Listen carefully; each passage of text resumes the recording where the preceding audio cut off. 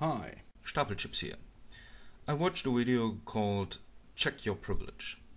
Since prejudice and privilege were main topics of that video, it got me thinking about those topics. And I wrote a lengthy comment under that video. But I think it is actually a good topic for a video. What is privilege and what is prejudice? I will give you my thoughts on this topic and mix it a bit with a video response type of video. First of all, I like to deal with prejudice.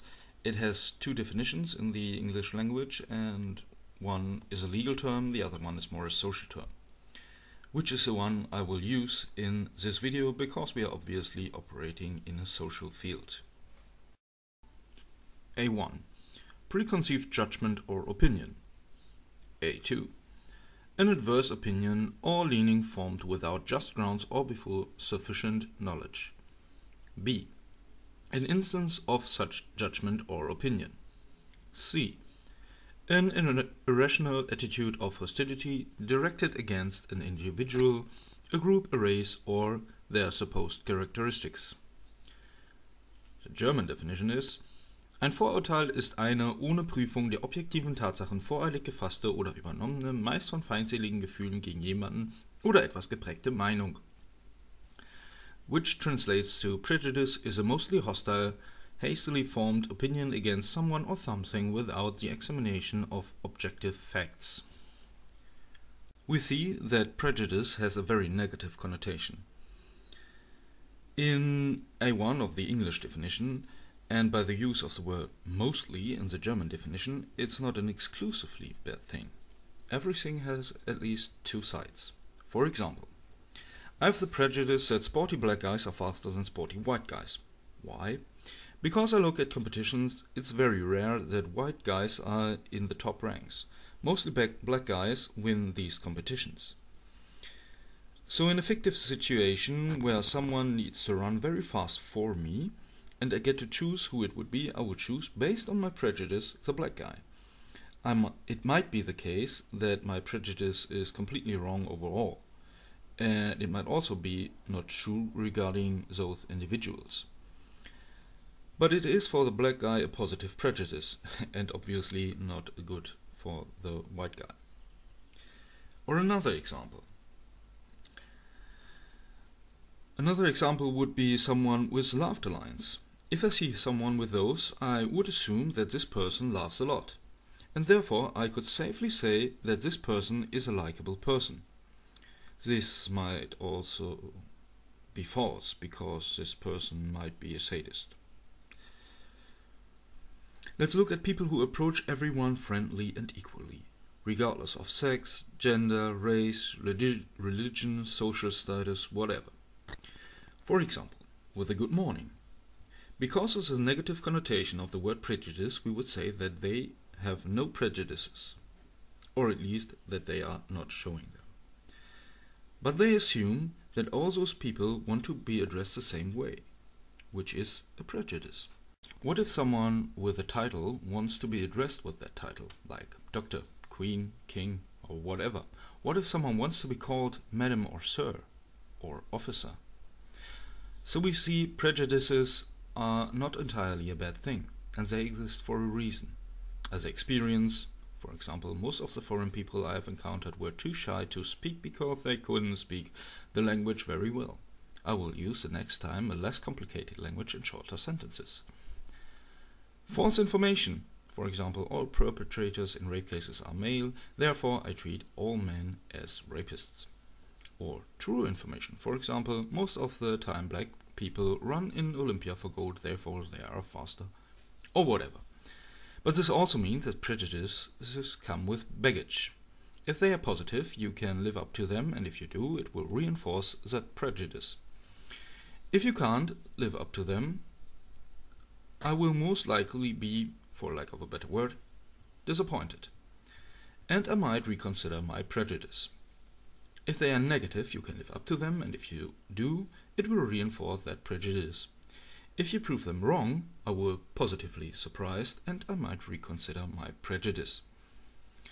As we can see, another term for prejudice might be expectations based on the looks of someone.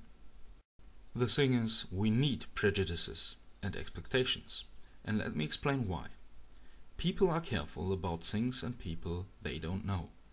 There's uncertainty about unknown things. For example, a child might play the whole day in his room.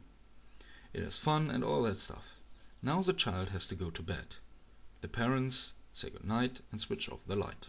Nothing changed beside the fact that it went dark. The child can't see anything anymore, and suddenly it is afraid of the monster under the bed, or in the closet, that someone might lurk through the window. This uncertainty applies also to race, gender and social status. If you see someone who seems to be from another cultural background, you probably do not know how this culture works.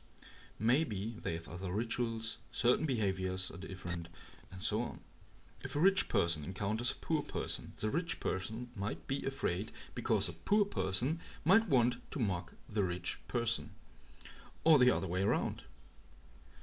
The poor person might fear that the rich person will treat the poor person like scum. These are obviously negative prejudices, but they both help them to be more careful around the other person, so the risk of harm is reduced. If you have prejudices, you have a basis to start with. It makes a person more known, and you reduce the fear of the unknown with those prejudices. You cannot start with a blank paper. It's impossible. But here's the thing that is important. You need to be able to reconsider those prejudices based on your experience, based on facts, and yes, based on other opinions, at least for the person you are interacting with.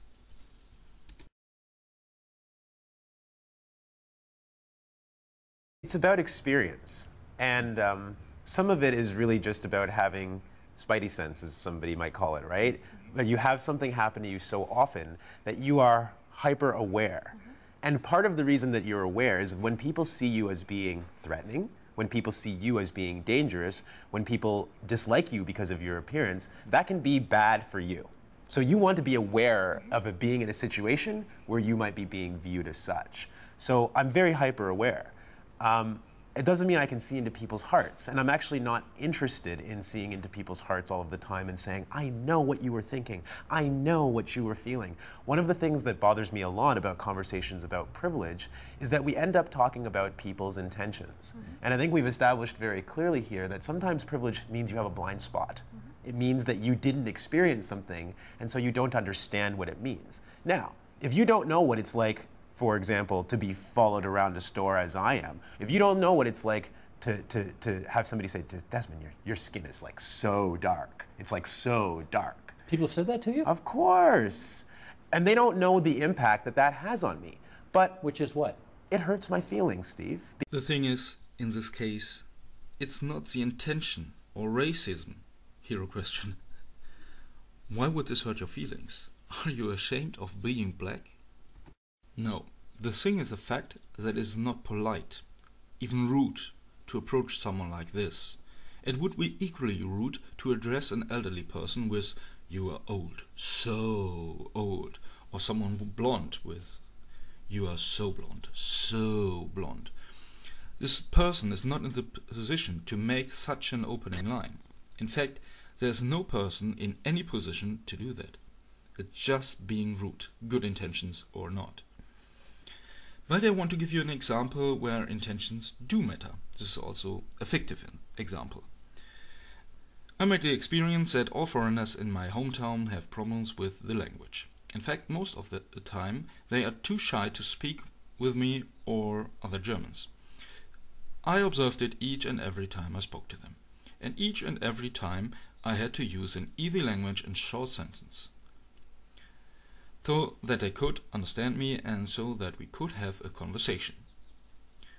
With the next foreigner, I will, of course, use an easy language and short sentence. And then this person answers in a perfect German style. What happened here? Let's assume that every foreigner, everyone, except for that particular one, in that town needs the easy language to communicate. This particular foreigner will be addressed in this easy language each and every time. over and over again.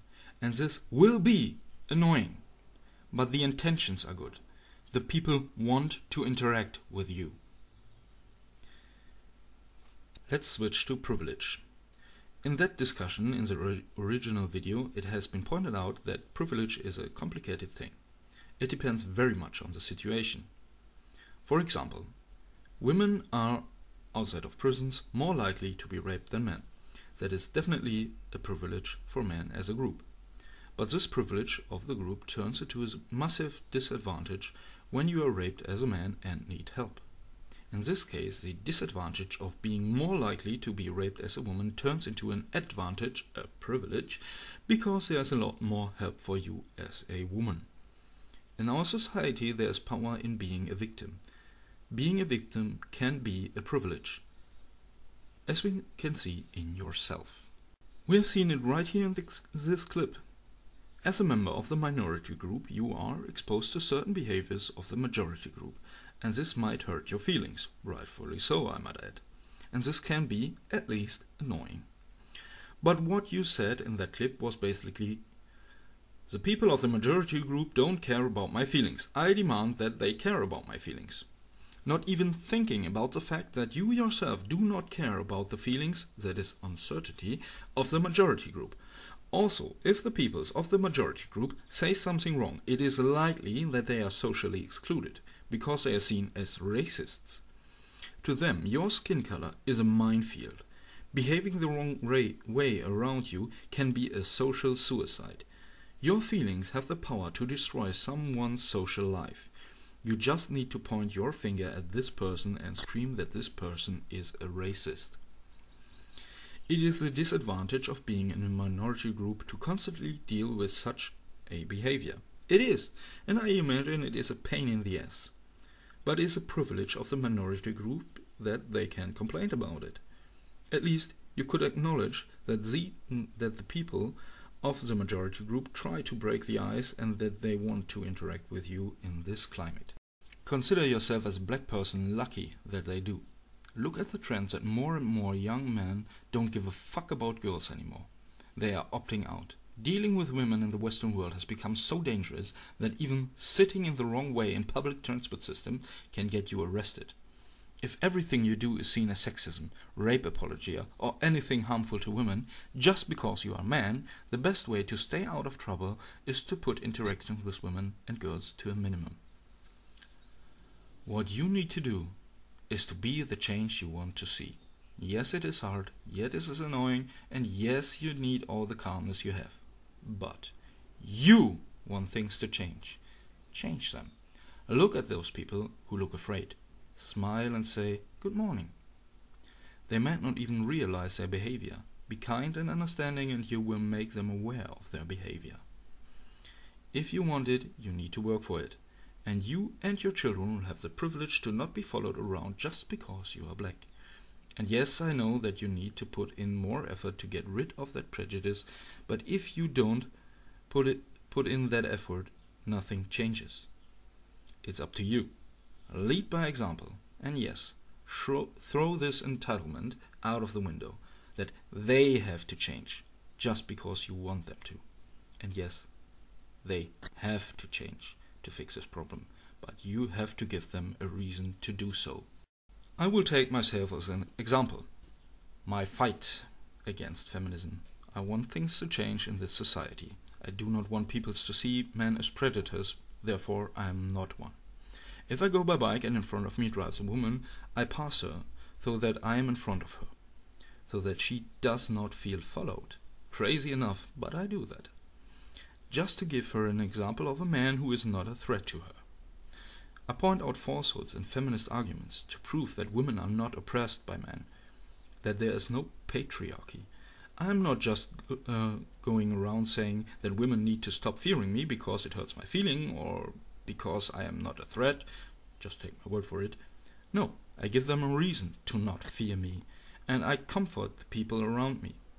I do everything to not be scary to other people.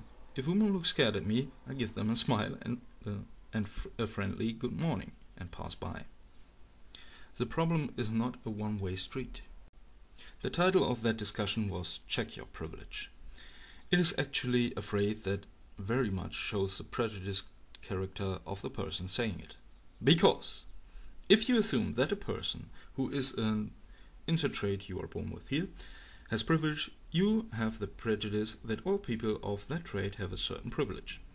Although I think it is a very dumb phrase, because in a way that suggests that if you are insert trait you are born with here, you are not allowed to speak until you check your privilege, or you aren't even allowed to speak at all. Both is ridiculous. Everyone can have an opinion, regardless of privilege. And hearing opinions is actually a good thing. Also, everyone can have problems that need to be addressed, regardless of privilege. Am I really privileged if I am not allowed to address my problems? Because a combination of my sex, gender, race, wealth, and sexual orientation makes me a member of the quote-unquote most privileged peoples on the planet? Am I really privileged when people who do not fall into this combination can demand that I cater to their problems and not mine? If they, the quote-unquote lesser privileged, can publicly shame me because I am quote-unquote the most privileged when I bring up my problems.